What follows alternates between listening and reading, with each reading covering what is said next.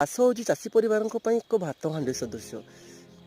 ଏହା ହେଉଛି ନିରାଟ ସତ୍ୟ। ଚାଷ ନ କଲେ ତା ଜୀବନଶୈଳୀ ଏପଟ ସେପଟ ହୋଇଯାଇଥାଏ। ଆଜି ଆପଣଙ୍କୁ ଦେଖାଇବୁ ଗୋଟିଏ ଚାଷ ଭିତରେ ଆଳୁ ଚାଷ। ଆଳୁ ଚାଷ କରି କେମିତି ଚାଷୀମାନେ ଲାଭବାନ ହୋଇଥାନ୍ତି। କମ୍ ପାଣି ଆଉ ଅଳ୍ପ ପରିଶ୍ରମରେ ହେଉଥିବା ଚାଷ ଭିତରେ ହେଉଛି ଆଳୁ ହେଉଛି ଗୋଟେ ଭଲ ଚାଷ, ଯାହାକୁ ଚାଷ କରି ଚାଷୀମାନେ ବହୁତ ଲାଭବାନ ହୋଇଥାନ୍ତି।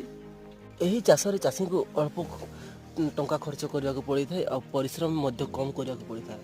ଏହାକୁ ପାଣି ବି ମଧ୍ୟ କମ୍ ଦେବାକୁ ପଡ଼ିଥାଏ। ପ୍ରଥମେ ଆଳୁ ଲଗାଇ ଦେଲା ପରେ ସାର ଏବଂ କୋଡ଼ି ଖୁସା ଦେଇକି ହୁଳେଇ ଦେଲା ପରେ କିଛି ଦିନ ପରେ ଆଳୁ ହୋଇଯାଇଥାଏ। ଏହି ଚାଷରୁ ଚାଷୀଙ୍କୁ ଗୋଟିଏ ବର୍ଷ ପାଇଁ ଖାଇବା ପାଇଁ ଆଳୁ ମିଳିଯାଇଥାଏ ଏବଂ ବାକି ସବୁ ବଜାରକୁ ସେ ବିକ୍ରି କରିବା ପାଇଁ ନେଇଥାଏ। ଏହି ଚାଷକୁ ଚାଷୀ 5ରୁ 10 ଏକର ଚାଷ କରି ବଡ଼ ଗାଡ଼ି ମାଧ୍ୟମରେ ବାହାରକୁ ସପ୍ଲାଏ କରିଥାଏ। ଗୋଟିଏ ଚାଷୀ ଶହ ଶହ ଖାଉଟିଙ୍କୁ ପୋଷିଥାଏ ଏହି ଚାଷ କରି।